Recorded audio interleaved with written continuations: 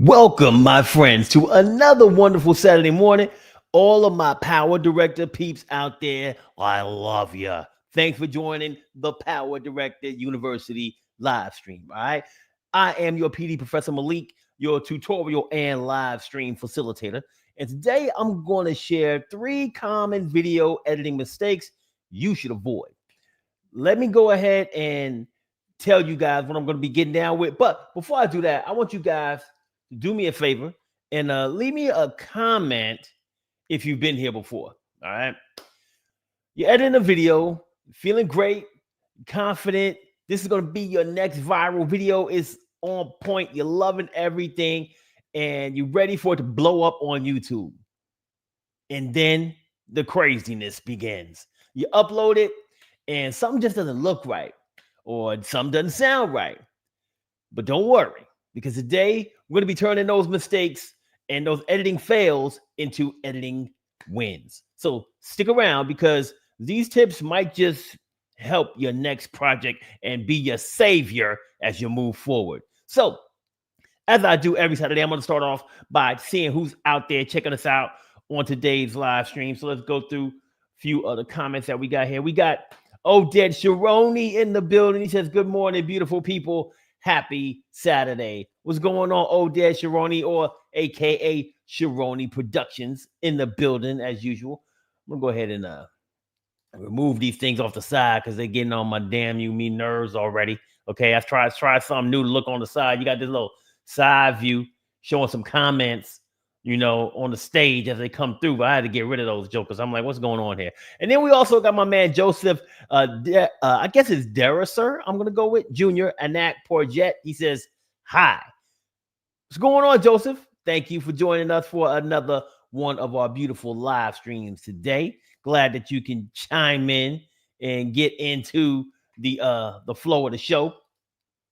And he's getting down from Malaysia. What's going on? What's going on, Joseph? Malaysia. I've never been there before. I heard beautiful things about it. I don't know why that's coming up on the screen. I'm gonna get that out of here. Let's see. All right. Now, I want you guys to remember, before I get started into these common video mistakes, if I get 5 super chats today, which helps us to make more content for you, all right? The super chats just help us help you, okay? I will shout out the channels that participated in the YouTube community post later on today. So check that out if we reach those 5 super chats or super stickers. Now, let's jump into the conversation. Let's make this happen. So, we've all had mistakes while editing videos and while shooting videos. So as we edit more, as we get into the flow, we become aware of those mistakes. We learn more, and then we know what mistakes to avoid by making those mistakes. Because like I said earlier, we've all had mistakes. Now, I wanted to know what editing mistakes you guys made. So I posted a question on my social media sites asking, what mistakes have you made while shooting or editing a video? So let's go ahead and share what you guys said.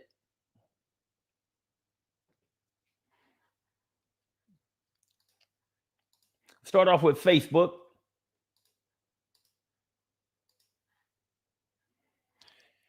And like I said, what mistakes have you made while shooting or editing a video? 50% forgot to hit record. Been there before. I know how that feels. Then the other 50% said they had bad audio mixing. So basically the audio was crappy when they were editing and they didn't notice it or whatever. We also got a poll on YouTube here. So let's go ahead and knock that one out. See what you guys said on that one. All right, on YouTube, same question, of course. 45% forgot to hit record. Once again, that was the winner. 26% said bad audio mixing. So that came in second place. 17% said poor color grading. And then 12% said overuse of transitions and effects. And we got a bunch of comments down here. A bunch of people were like, I've done them all or whatever. And I would fathom to say, like, we probably all have done them all at one point or another before in our past. It's something that is pretty common. And that's why they're common mistakes that people make.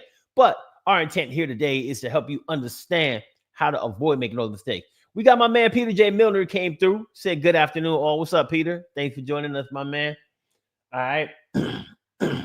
And like I was just saying, Oded Shironi, can you bring up his comment, please, Mrs. Whitaker?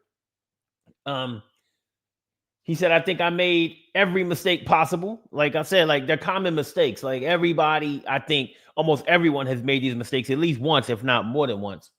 And then Peter says bad exposure has to be number one, surely. I would say that bad exposure is probably something that everyone has done as well. Exposing a shot, like it takes time. Now, the thing about exposing shots, to be like truthful with you on this one, the reason why I didn't pick that one for this particular conversation was, even though I don't do this, a lot of people shoot automatic, like automatic exposure. So they don't got to worry about it. But even when you use automatic exposure, I think that sometimes it looks like crap. But a lot of people shoot with automatic exposure now. So because of automatic exposure, it's not really as common a mistake as it would be for someone like myself or Oded or Peter, who probably shoots like in a log profile. So you have to manually expose, for your situation, depending on what type of lighting you have, whether you're indoors, outdoors.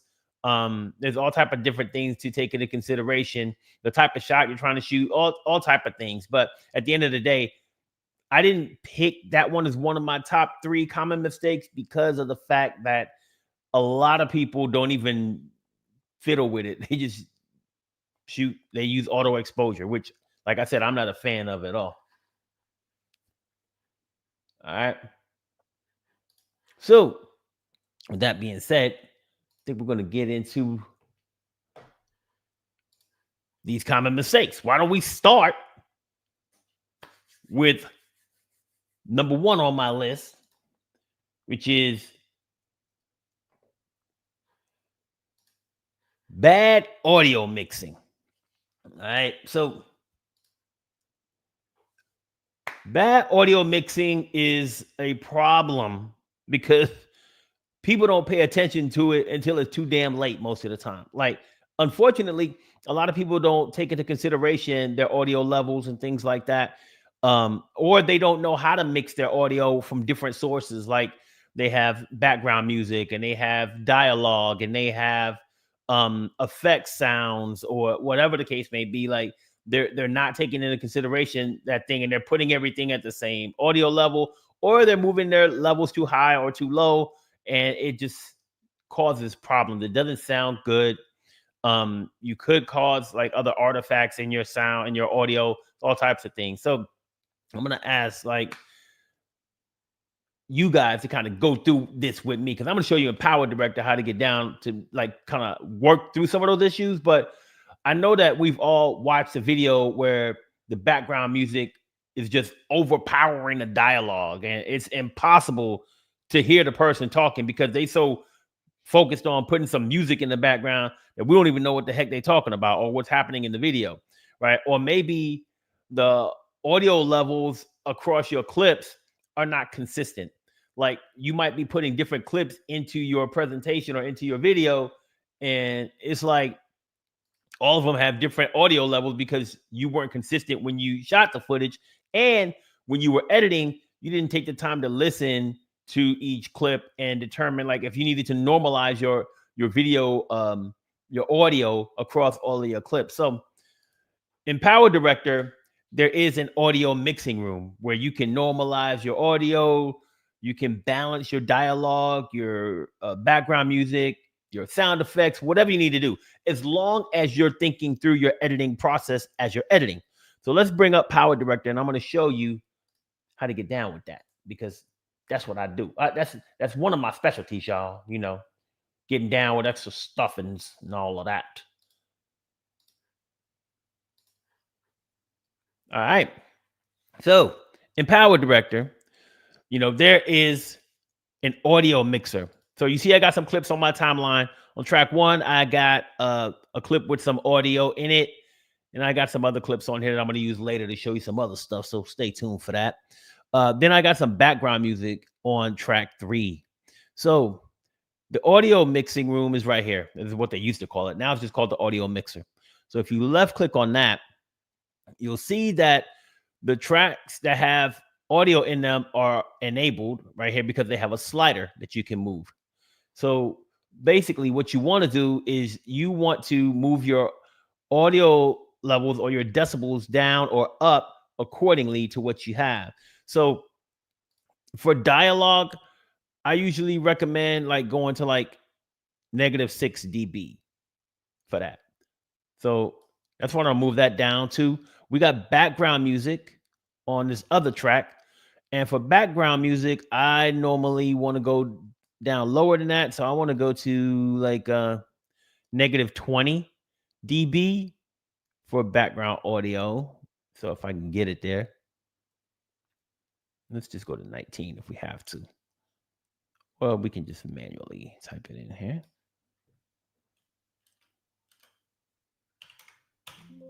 Went back to 19. Ain't that something?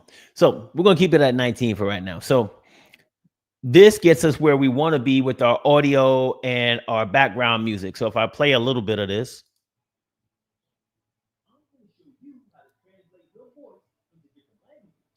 you can see that you can clearly hear me speaking. You can clearly hear the background music, and it's at a good level where you can hear it, but it's not overpowering. So that's what I usually do when it comes to like audio, when it comes to mixing different levels. Now, if you want to bring in things like effects or things like that, and it really depends. I would probably go like maybe down to somewhere between 12 and 20 dB for the most part, but that's what you would do. And you would have like your extra track in there. And that's really important too. Like when we talk about really planning and your workflow and how you edit, having tracks like I have them here. I got like screen capture called on this one, dialogue for that. Like having them named and having specific types of footage on different tracks really helps you manage. You know where things are. You can work out your audio levels. You can do all of that stuff that you need to do because you have all of your clips or your media assets on different tracks accordingly. So you can do it just like that and get down with your bad audio, with your bad self. That really should help get it fixed up. So let's see what my people talking about real quick. See if they got any comments in here on this audio conversation that we've been having for bad audio.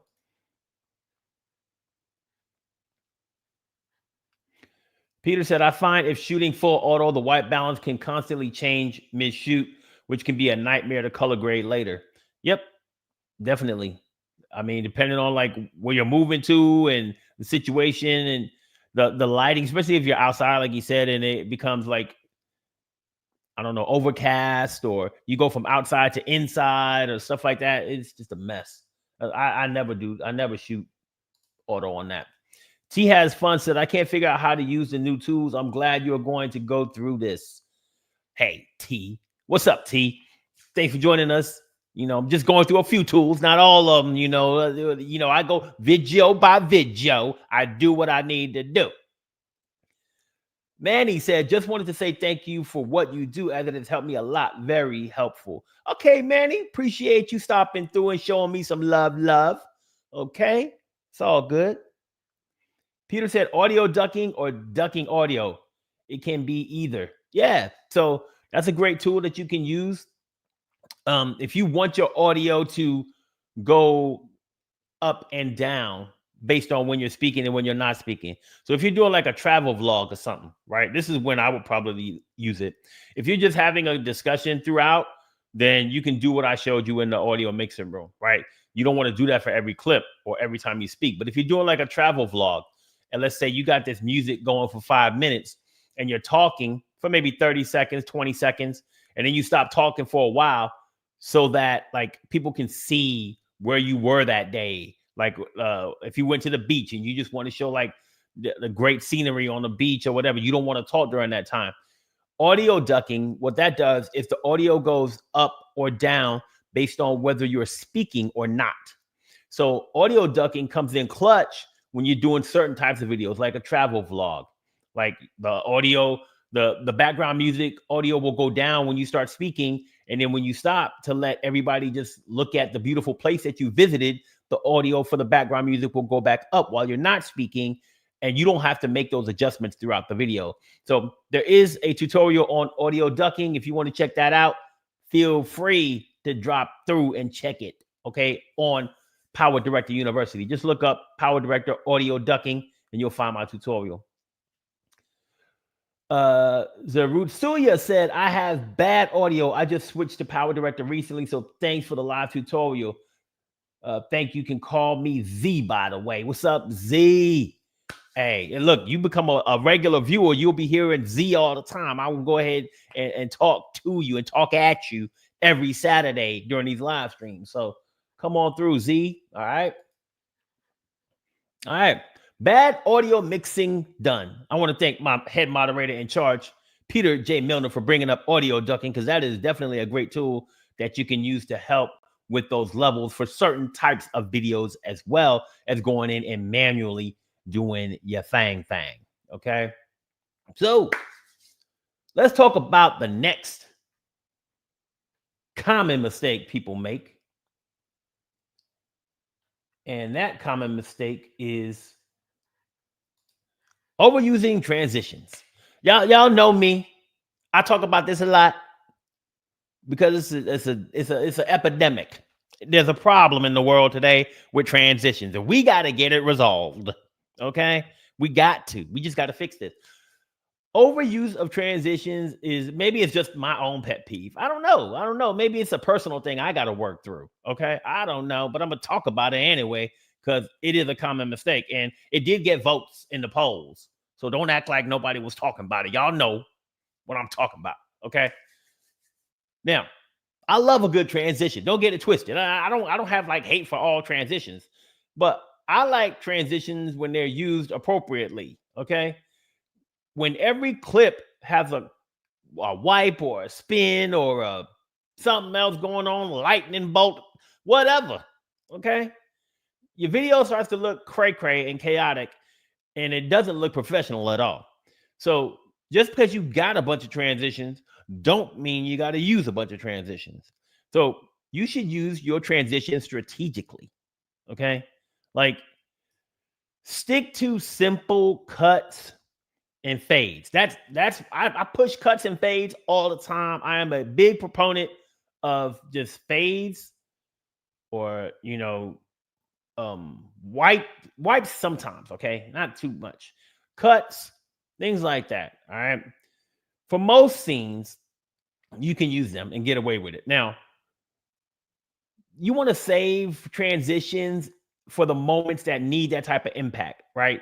So there could be a time when you want to use a transition and it is impactful and it is used in the right fashion. Like, I'm not trying to say I never use transitions, because you can look at some of my tutorials and you'll see that I use a transition, but there was like a need and it was impactful. It showed you like the before and after, or switch from this to that, or whatever. The transition was used strategically. It wasn't just because I want to throw, let's make this one because this one's fun. This one's spinning. All right. No. Stop that. Stop that right now. Okay. So now let me just get to the meat of this. Now, you can use transitions. I don't want to make it sound like you can't use them. I do want you to know you can. Like I said, a well-placed transition enhances your story, okay, instead of distracting from it. If you got too many transitions, you're distracting from your story, okay? You're not telling your story. If you use a transition strategically, it's placed well, it can enhance your story. Now,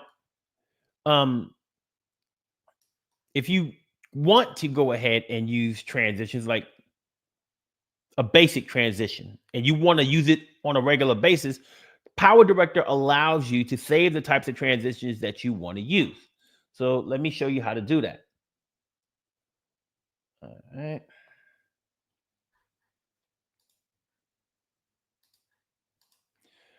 Back in PowerDirector, my people, I'm going to close out the audio mixer.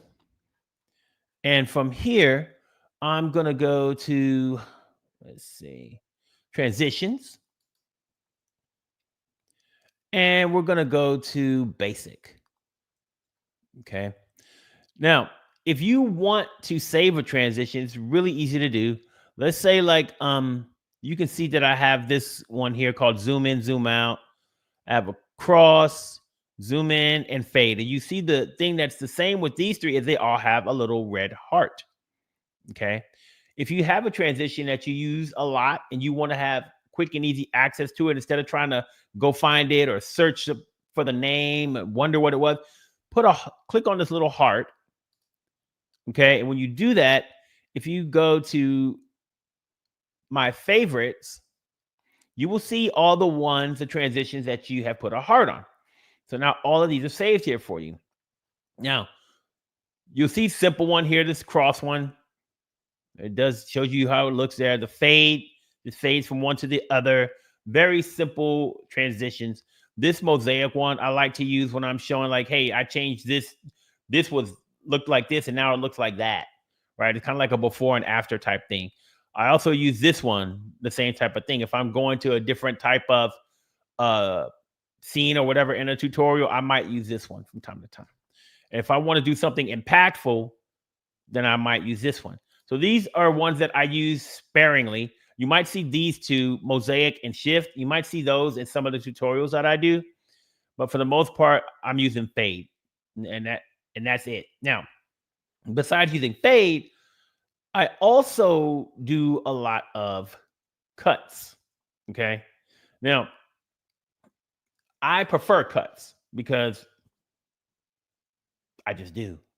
It's a simple thing. And I talked about cuts before in another one of my live streams.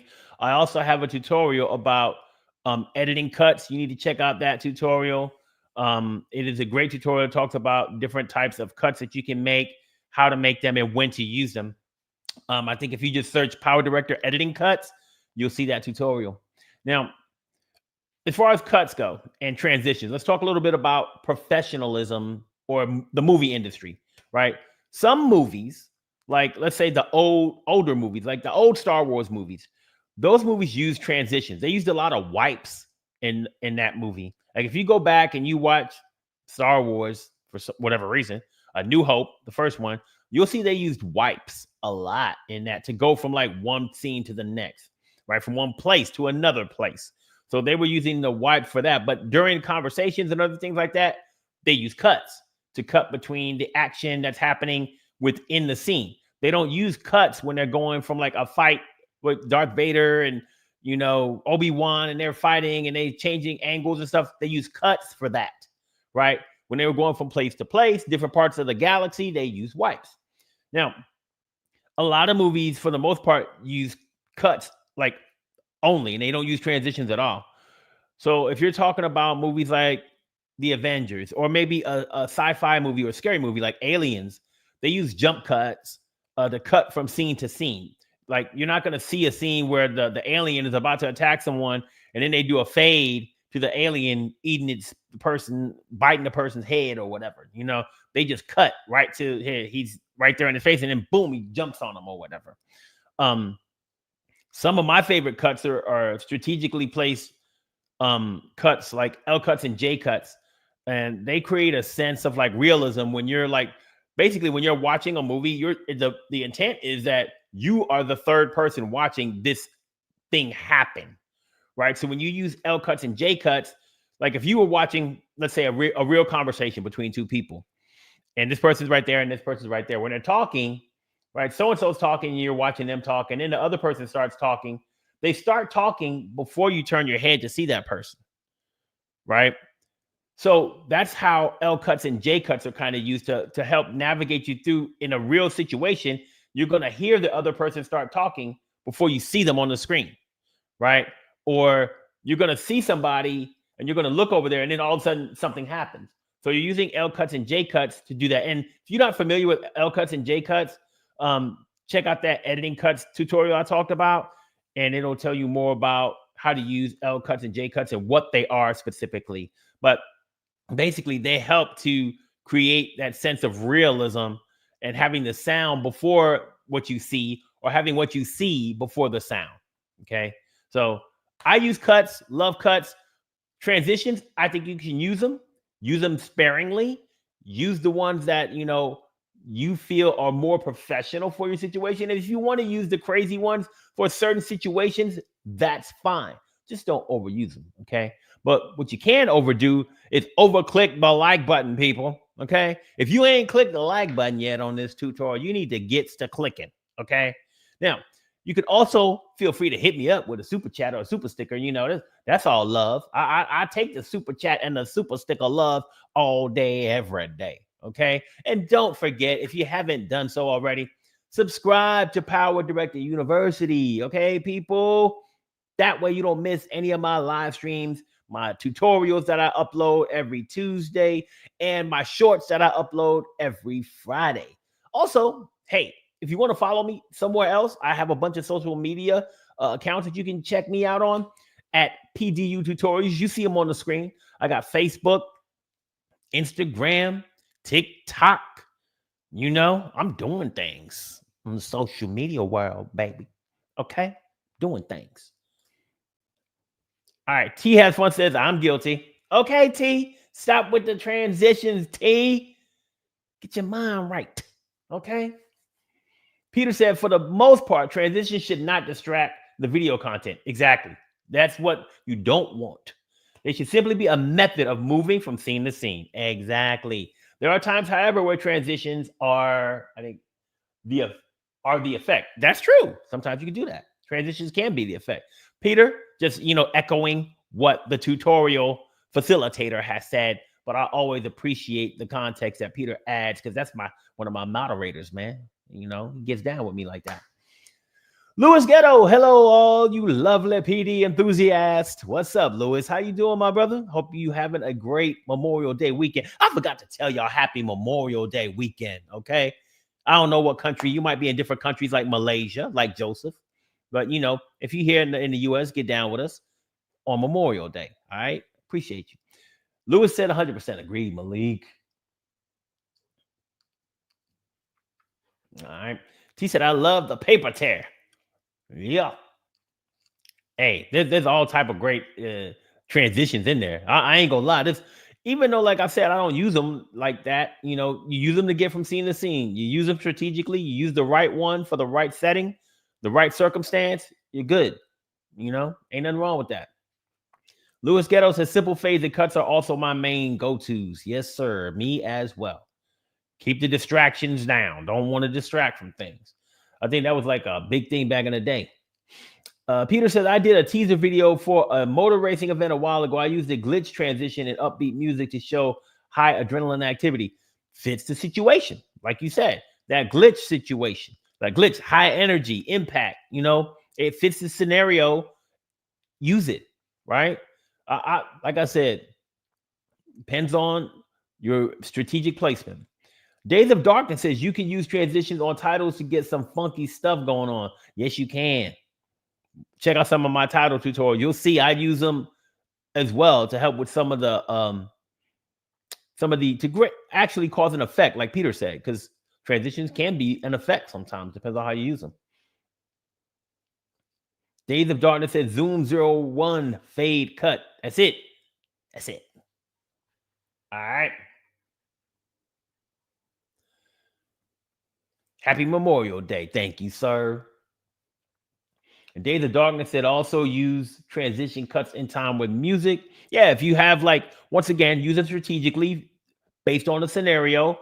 There's no one answer, because there's all types of different videos you can put out there.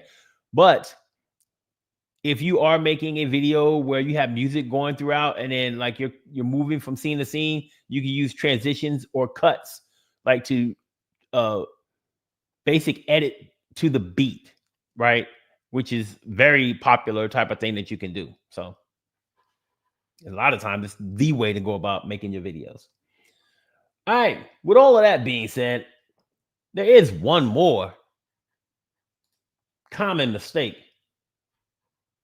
that people make that I wanted to talk about, right? Like we said, like Peter said earlier, exposure is a common mistake for people who manually expose their videos. But this one, I think, is one that even if you don't do it, you should be doing it, because some people don't do it at all. Some people do it and they do it wrong. And it is what it is. Poor color grading. All right. Now, if your footage looks too dark, it's washed out, or it's inconsistent in between your clips, like each clip looks different, it can make your video feel, man, I don't even know, like, if I should say this. Your video could feel amateurish. Okay. Not immature, amateur. Okay. If y'all didn't catch it, amateur. Nobody wants their video to seem amateur, right? But we have all been there. I'm gonna tell you like this. No one starts off with like the perfect videos and this, that, and the other. We all learn as we go. We all get better. And I talked about that at the beginning of this live stream, is that we all make mistakes. We learn through our mistakes. We get better through our mistakes, and we learn how to avoid our mistakes, and we learn how to fix our mistakes.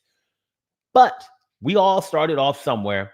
And I will tell you right now, nobody in here, no one can say that their first video looked as good as their last video. No one can say that. Zero people can say that. So if you're at the beginning of your journey, you will get better. All right. If you're at the end of a long year journey, you're still going to get better, because you're still going to keep learning as you go. We all do. So color grading is just one of those things that you have to learn. You got to lean into it, and you got to be willing and able to go do it. But even with color grading, and I can talk about this more later, but to Peter's point earlier, you got to know your camera. You got to know your camera settings. You got to get your white balance right. You got to get your exposure right. Like, there are things that you need to do to create a consistent look for your video. And PowerDirector has some tools that can help you do that. All right. You can do the things that I just talked about. You can adjust your exposure, your contrast, your white balance. Those are things that I like to do in camera. And most people want to do those things in camera, right? It is just the best way to go about doing it. But PowerDirector has tools to help you with that. Now, PowerDirector also has LUTs. It has color presets and things like that to help you create a more professional tone throughout your video. And I would say that you can try using different tools and LUTs, like different tools like color match, to match the color tones of different shots so that they are cohesive, they feel the same throughout. And you can also use the LUTs to create that look, but your base footage has to look right. Like, you got to get, like, my main advice would be, if you don't know your camera like the back of your hand, learn that. Learn how to use the manual settings to get the look in camera first, and shoot in the preferred format. And if you want to shoot in log, which I do as well, I shoot raw, I shoot in log. I've gone through the whole gamut, right? But learn your camera first, then use these tools in PowerDirector to help you out if you have to, right? So the one tool that I want to show you guys today is a tool called Color Match. It's a really easy tool to use to help you match the color of different videos. So if, like, you say, let's just say you got clips in here, like, let me go here. So I got these two clips, right? So I'm gonna put my playhead here. You'll see I got this video clip of, nice little clip here of, I don't know, a bay or something, somewhere, nice mountains in the background. This is a beautiful place. I don't know where the hell it is. If you know where this is, leave it in the comments. It surely is pretty. I don't even know. I just be getting stuff. And then I got another clip here. It's a lake. Nice little lake, mountains in the background, calm, little treesies, So I got two clips here. But as you can tell, there's a difference in just the color, like the feel of the clips. And I'm going to use a tool called Color Match to help match the color in these two clips. So what you want to do is you want to left click a clip, hold down your control button on your keyboard, and left click another clip. When you do that, you'll see here that in the toolbar, there's a tool called Color Match that just magically appears. Okay. If you left click on that, it'll open up the interface for Color Match. Here's the reference clip on the left, and this one is a target. So this is the one you want to move it over to, right? So if I want to change these two around, I can just click this little arrow. And now this is the reference clip and this is the target. So basically, you can just hit match color. And now you'll see that they match a lot better. The blues match the sky. There is a little bit of like, I'd say they added a little bit to the trees and the mountain here. And you can make some adjustments if you need to. So if you want to adjust the amount of color match that was done, you can use this slider. It'll help bring it down some. So you can see the trees are getting back to a better color here. I would probably leave it right around there. And if you want to, you could change the hue, the saturation, the brightness. You could do each thing separately if you want to. So let's say I wanted to keep the level the same, but I was like, this saturation, no, right? It's just too high. I want to bring it down some. I can move it down. I can move it the other direction. So let me go ahead and reset this, and we will hit color match again. Bring it back. We change the brightness. You can reset that again. So like you see, you can change different things in here if you want to. I'm just going to bring this down a little bit. Bam, I like that better there. Okay. So now when you're done, you can just go ahead and close it out. And it'll say, do you want to apply your changes before leaving? You want to save them? And I say yes. It will apply those changes to the clips in the timeline. And now you can see these clips match a whole lot better. I love the way that tool works. Very simple to use. I like it a lot. So even though they're not at the same place, weren't filmed at the same, they're matching a lot better. So that's a tool you can use, okay? And, okay, guess we got us a super chat on here. I might have missed that. Can you bring that up on the screen, please, ma'am? Appreciate you. She said it won't let her, so I'm going to do it. The Do Better Podcast with Theo Coop. What's up, Theo? It's been a minute, man. I ain't seen you in a while. It says, yo, Malik, question. Is there a way to highlight a portion of your editing timeline and delete the empty spaces between words all at once? Salute, my fellow Air Force bro. That's right. Aim high, baby. U.S. Air Force every day, all day. All right. So, question. Wow. Okay. I guess it's now starting to act funny. Jump on the screen and off the screen on its own. Maybe it's reacting to what you did earlier, but okay. So, no, sir. There is no way to like highlight a portion of the timeline and delete spaces between words all at once. Unfortunately. Pretty much would be a nice feature to have, I guess, if you wanted to do that. But to my knowledge, there is no way that you can do that. That would be something that would be done manually. But I can do a little bit more research later on, man. And if I do have that answer, I will let you know, because I can just always look you up on YouTube. But I don't think there's a way, but I'll look into it, man.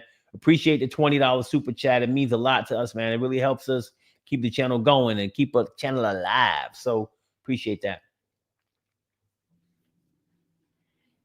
All right. So Life with Lucia and Glenn said, how about doing background blur? So background blur, you can do a background blur simply with depends on how you want to do it, right? Like there's multiple ways to do it. So I don't think there's an automated way to do it. So like if I wanted to take the movement out of the background, So are you talking about a clip that you've already recorded and now you want to blur the background? Like like on a Zoom call or something like that? Because if that's what you're referring to, um, I can't think of a way to do it off the top of my head. So yeah, so I think she wants to do like a Zoom call, like removing the background. So yeah, so Peter's referring to bokeh or bokeh, however you want to pronounce it. That's a way that you shoot your footage where you can make the background blur. Basically, that's done in camera.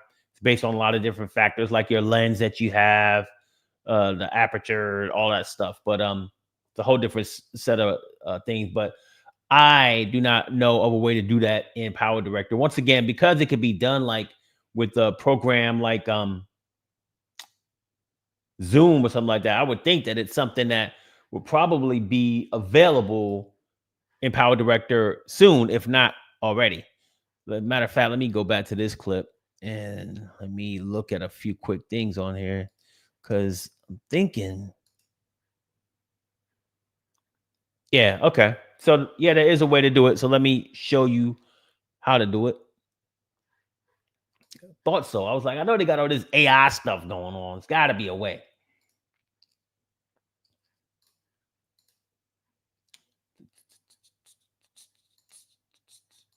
Let's see. Bring this back on the screen.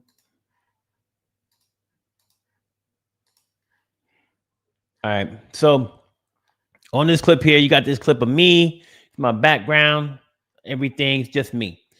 So if you left click on your clip, go to edit, and then stay on the video tab and go to background.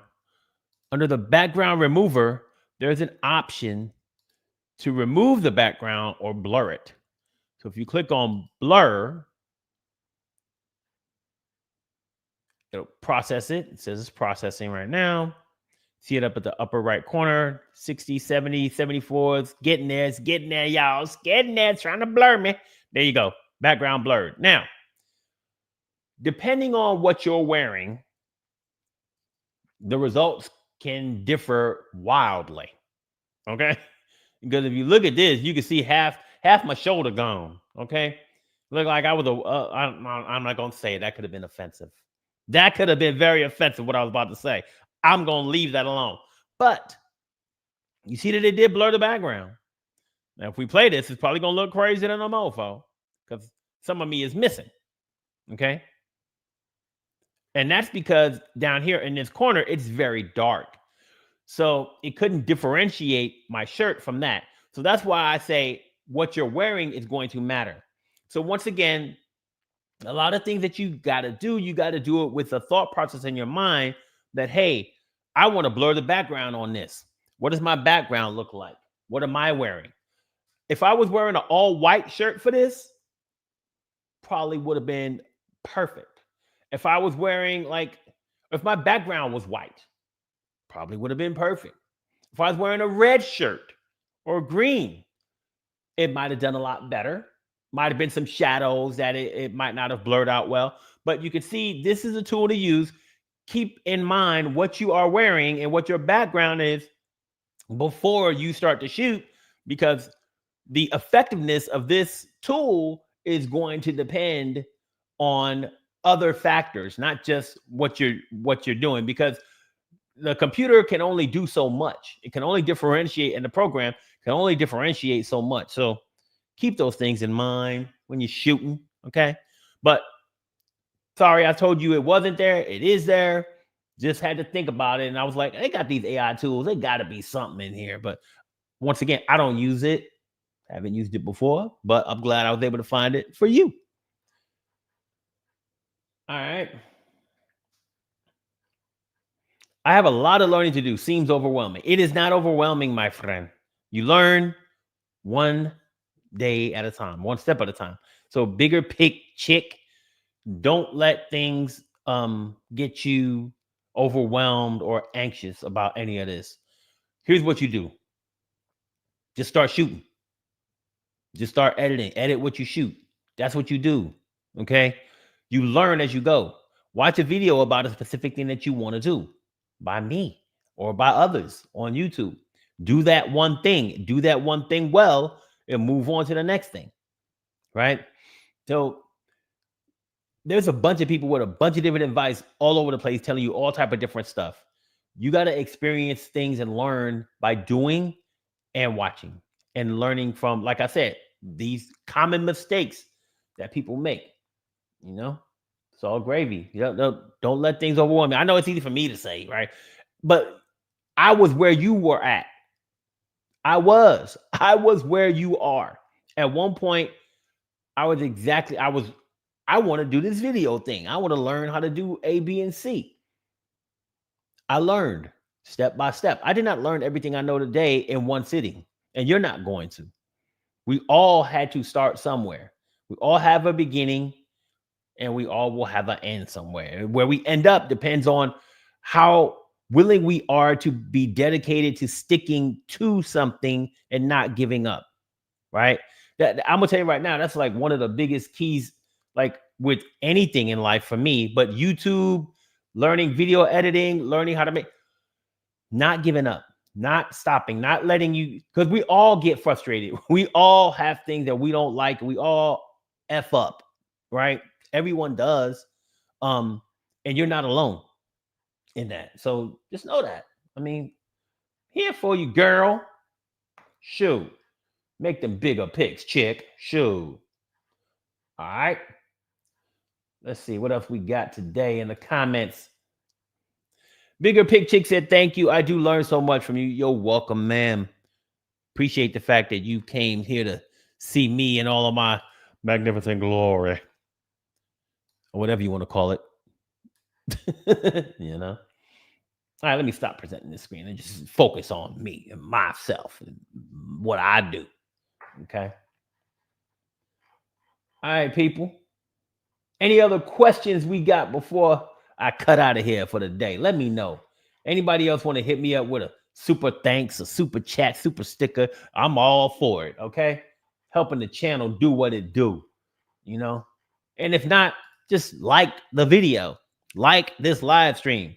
Let people know it's gravy out here, up here in the sphere, all right? Cyber Editing, what's up, man? He said, hi, Malik. Greetings from Taiwan. Yeah, what's going on? Taiwan, man. We got to get there one day. Hey, babe, we got to go to Taiwan one day. Okay? We got to see what's cracking out there. I want to go to Asia someplace. Okay? All right, the Do Better podcast. Theo Coop said, thanks for the answer. You're welcome, sir.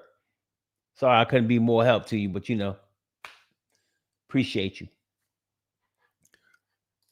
All right. Peter had a comment on here. Can you pull that up on the screen, please? Peter said, select the required person for foreground, remove the background, put the new video on a separate track and bring it in full shot behind it and blur the background video on the track above it. Good Lord. That's a lot of work, brother. Instead of just using the blur feature. But yes, there's, like I always say, Peter is correct. That can be done. There's more than one way to skin a cat. There's a whole bunch of different ways to do what you want when it comes to editing. You might see me do something one way and you might watch another video of someone else doing it a different way. But it can be done. It's the beauty of it. All right. So thanks for sharing that.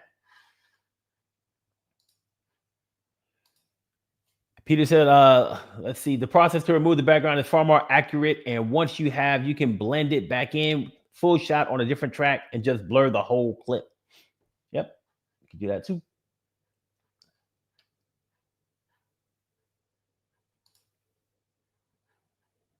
All right. Days of Darkness, a good plan, Peter. Yes, sir. All right. So I'm not going to hold y'all hostage for these next 10 minutes. I think I'm going to let y'all get on out of here and get back to your day. So I want to say, first and foremost, thank you guys for joining me for another live stream. All right. We went ahead and we talked about 3 common mistakes when it comes to video editing or shooting video. We started off talking about bad audio. We brought up the audio mixer in PowerDirector, and I showed you how to mix your audio. I gave some recommendations on different levels to use. And Peter also talked about audio ducking, which can be used in certain videos if you want to have the background music go up and down and your dialogue go up and down based on when you're speaking and when you're not speaking. Then we talked about overusing transitions, and we talked a lot about how transitions can be used. Uh, Basically, I like to stick with cuts and fades, basic type of transitions like that. But I am more of a cut person than I am a transition person. But you can use transitions to move the story along, go from scene to scene, use them strategically and use them lightly, use them in the right place and with a true intent on the impact that that transition is going to have, instead of just throwing a bunch of transitions into a video. And you could just use cuts if you don't want to use those as well. And then the last thing we talked about was poor color grading.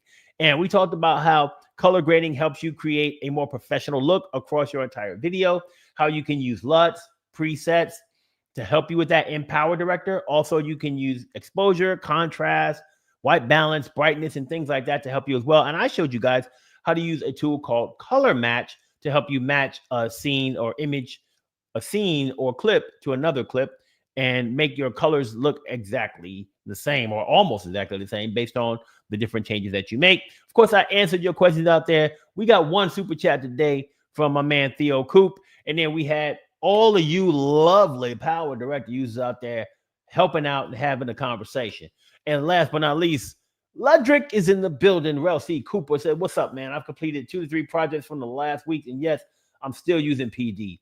Hey, I appreciate you, my man. And my man does great professional work with PowerDirector, still using it. And like Peter does professional work with PowerDirector, I do. If you don't think you can, you can. Okay, great tool to use, man. And then last but not least, we got my girl Pollyanna stepping through. She was late, but it's all good, Pollyanna. We're out of here. But I'm glad that you were able to make an appearance and make yourself seen, all right, or make yourself known as well. All right, guys, thank you so much for joining us, and I will see you next week. Peace.